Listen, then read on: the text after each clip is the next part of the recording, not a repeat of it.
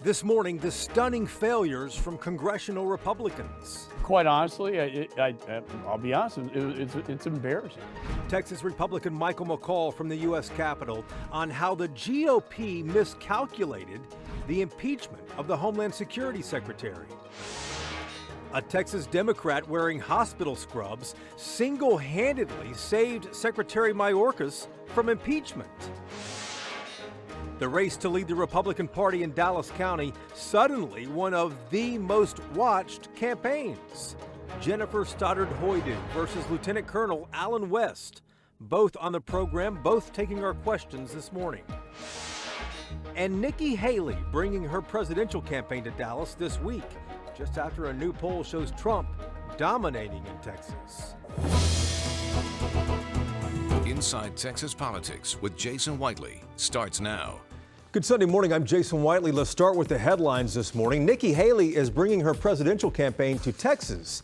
She is planning a rally in Dallas on Thursday night. Polls do not give her much of a shot right now in this, the largest Republican state in the country.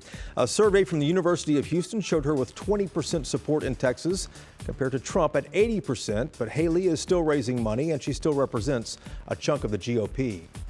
Lifelong residents in Eagle Pass want the governor to pack up the politics and leave their border town. The Eagle Pass Border Coalition sent a letter to Abbott on Thursday blasting the governor for what they call a highly staged media event at a city park there between the Texas Guard and Border Patrol. They said it attracted lots of out-of-towners, including militias, and left Eagle Pass residents feeling unsafe. And a Texas Democrat appears to have single-handedly saved the Homeland Security Secretary from impeachment. Congressman Al Green had been in the hospital recovering from abdominal surgery, but when the vote got close on Tuesday, Green left the hospital and went to the U.S. Capitol wearing scrubs to cast his vote. In the end, 4 Republicans joined every single Democrat opposing Mayorkas' impeachment. But the question this morning, how did Republicans embarrass themselves on what is becoming their single biggest issue this election year?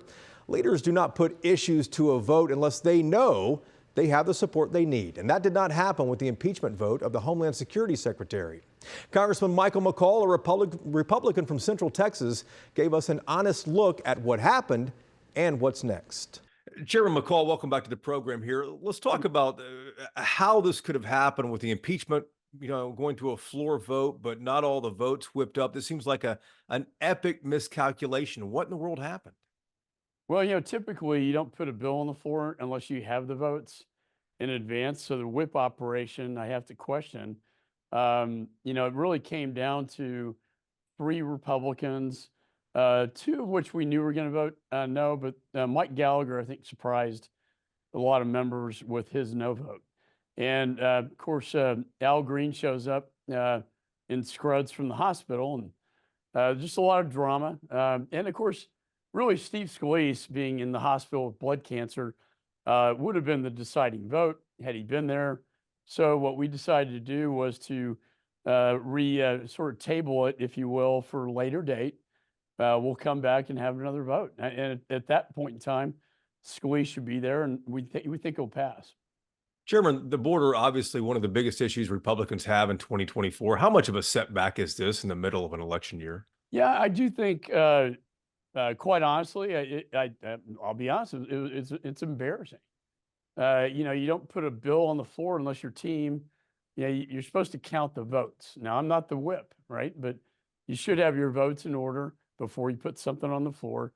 I would say it was an embarrassing moment. And I'm supposed to be one of the floor managers for the Senate trial. And so we are going to go back and hopefully fix this by getting the requisite votes before we put it on the floor. Let's talk about this bipartisan bill in the Senate to address the border. Republicans have blamed Democrats for not addressing critical issues like the border. This bipartisan deal looks like it's worked out after months of wrangling with James Langford from Oklahoma representing the Republican side of this. And now the House kills it, again, leaving the problem unaddressed. When I see this, I go back to the Ronald Reagan thing. Why don't you just take what you can get now and go back and get more later so you have something to brag about?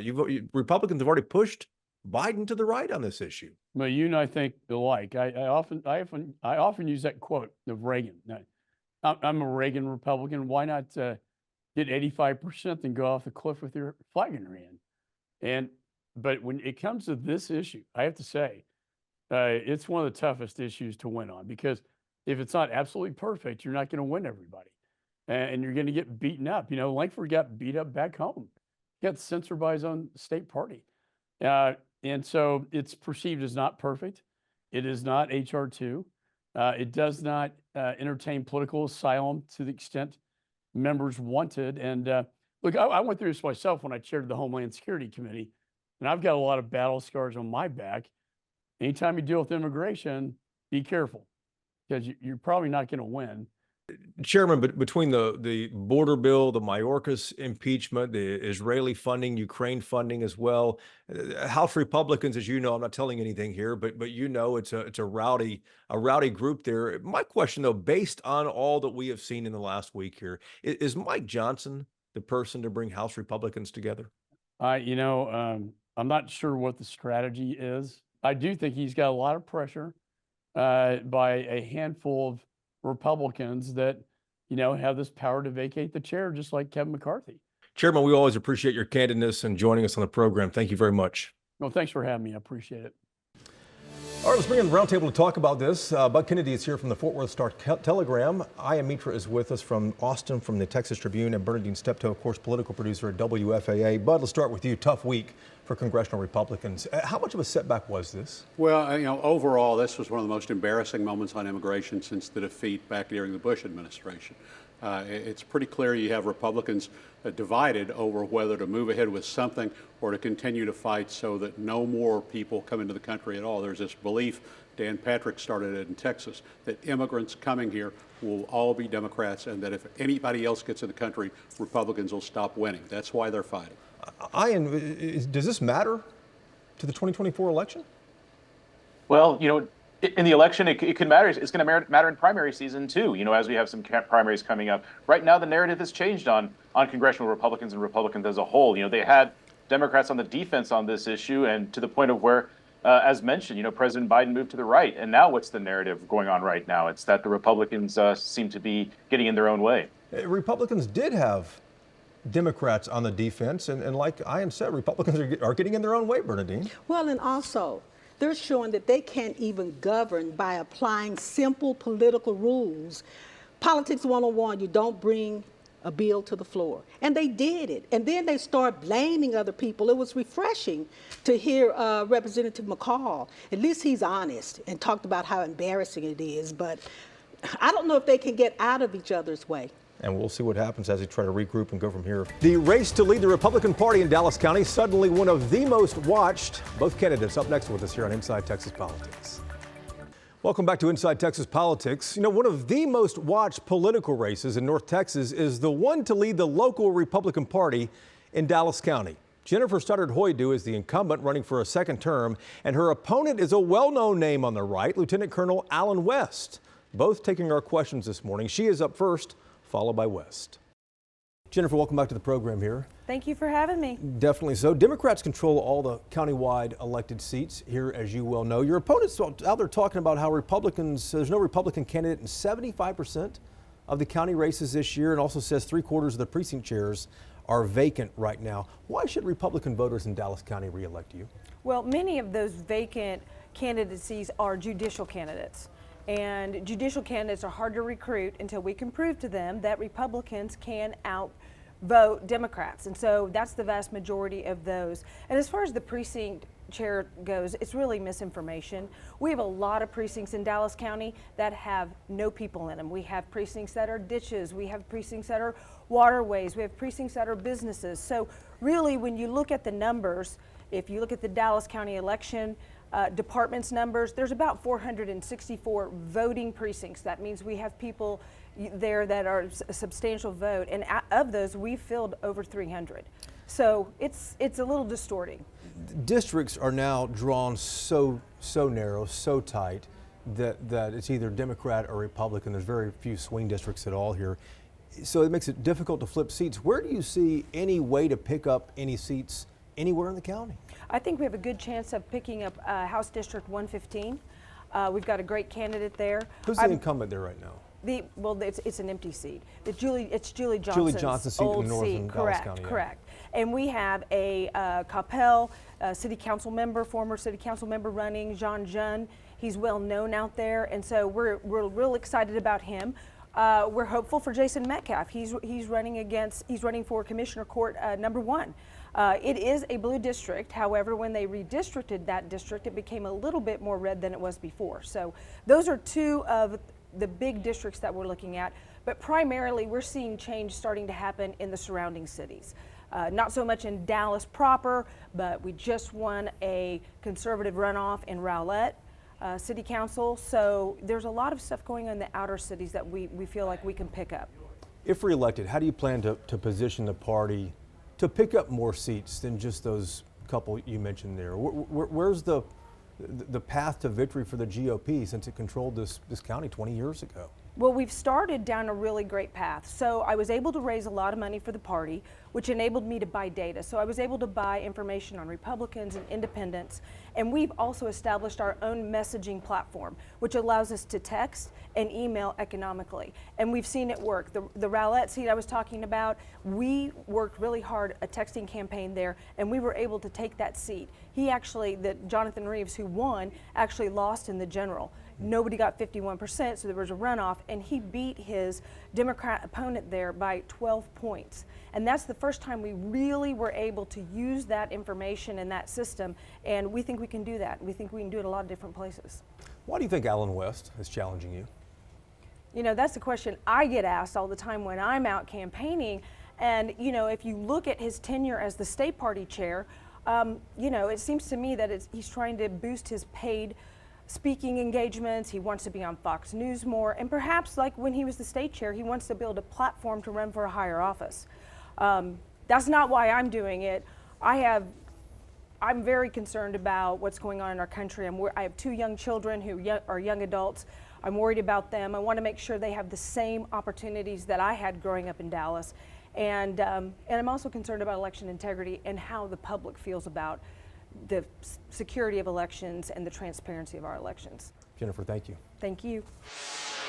Colonel West, welcome back to the program here. Good to be with you, Jason. You've been a U.S. Congressman. You've run the Republican Party of Texas. Yeah. Why in the world do you want to go down to a county level chair seat? Well, you know, one of the things about being a soldier is it's all about service. It's all about sacrifice. And so when people came to me last year, late October, November, and asked me what I considered, at first I kind of gave them the pushback, no, because we just had our second grandson being born. He was born premature. But they came back, a few more people asked me a second time, and my wife said, if people are asking you to serve them, you got to step up to the plate. And I don't see this as, you know, stepping down or anything. I see it as the Republican Party has really lost its focus on local level politics. Remember what Tip O'Neill said, the former Democrat Speaker of the House, all politics is local. Yeah. And so if you're not focusing on the local level politics, which really is the closest level of governance to the individuals, then you lose sight. You've been very vocal in your opposition to policies from Governor Abbott. I think you even called him a traitor last No, that was fall. Dave Phelan. Dave Phelan, the Speaker of the House. Could you successfully operate the Dallas GOP, though, if you didn't have support from the Republican governor, the Republican Speaker of the House, and their allies? Well, this is the thing. I took an oath in 1982 to support and defend the Constitution of the United States of America. And I'm going to call people out when I don't see them honoring their oath to the Constitution of the United States of America or the Constitution of the state of Texas.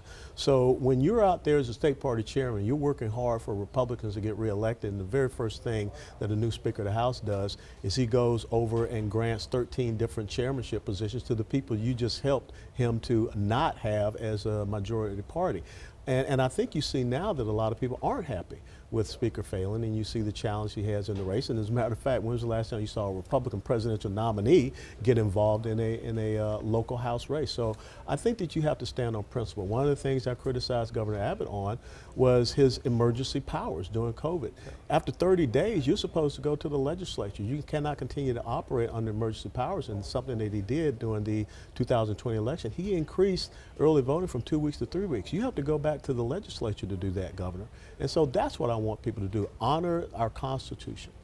There are only 2 Republicans in the State House from Dallas County, Morgan Meyer, Angie Chin Button. Yeah. Are there any other seats you see that might be able to be picked up by the GOP here in Dallas County? Well, I believe so. Which seats are those? Well, specifically, I can't say because, again, in this election cycle, there are several of these seats that are unopposed. Going in 2024, we got 75% of the countywide elections that are unopposed. There's only one Republican that is running countywide, and that's County Commission seat number 1, Jason Metcalf. We got 73% of our judicial races that are unopposed. So I think first and foremost, we got to go back and start looking at and training, like as I said, those good quality candidates that can go out there and deliver our message first and foremost. And the other thing we have to do, there are 861 precinct voter registration precincts. Republicans only have a little over 200 precinct chairs out there. So we've got to increase our precinct chairs so we can increase our ground game. 4 years ago, Republicans only won, I think it was 3 out of 44 races. And in 2022, Republicans only won 6 of 51 races. So we've got to improve. We've got to get better from that. And I think it starts with going out and recruiting good quality candidates. How hard, I mean, it sounds good on paper to say, listen, there's a lot of openings for precinct chairs. But how hard is it, do you think, to go out and recruit those folks to physically do the ground level work? Yeah, I don't think it is because I've had a lot of people saying that, hey, Colonel, I'm ready to sign up and ready to, go out and do it, if you're elected. Because we have seen a lot of people that want to be precinct chairs being rejected. For whatever reason, I don't know, but we need to have people that are willing to get in the boat and pick up an oar. Colonel, thanks for the time. My pleasure, Jason. All right, up next here, a Texas Republican is defending the expelled state rep, Brian Slayton. And the FBI has arrested far-right extremists plotting to kill Border Patrol agents in South Texas. Lots to discuss in the roundtable when we come back. This is Inside Texas Politics with Jason Whiteley. All right, let's bring the roundtable back in and talk about the headlines happening across our state right now. Mitra, I want to start with you and the House candidate, Kyle Biederman, no stranger to Austin and the state legislature. He was caught on audio recording the other day saying that Brian Slayton from East Texas, who resigned and was later expelled for having sex and getting a 19-year-old aide drunk and then having sex with her, he says that Slayton did not commit a crime. How big of a deal is this? This is the first time we've heard anyone defend him. Yeah, and he said this at a Kendall County Tea Party meeting. And so, he's in a Central Texas race challenging Ellen Troxclair. And this is something that when Brian Slayton was ousted by the Texas House, and it was a 147-0 vote. And even since these comments have been made that, and been publicized from Biederman, you've had Dan Patrick making clear that he is not endorsing in this race. You've had Greg Abbott, kind of reiterating that he sent a cease and desist letter to Biederman's campaign. This is not necessarily something that is actually endearing him in any way, but, the Republican primary is always about, who's the most conservative and who's perceived as the most conservative. And sometimes who can go to the farthest right, Bud? This cannot be a winning strategy. Well, this is a dangerous strategy, but this is the dangerous faction we see in the Republican Party now. We talked about this a little last week. There is a right-wing faction that is parading the idea that Republican women are rhinos and Texas Republican women are rhinos and can't be trusted. They're targeted in races all over the state. Ellen Troxclair here, Kronda Themish. We talked about the one in East Texas.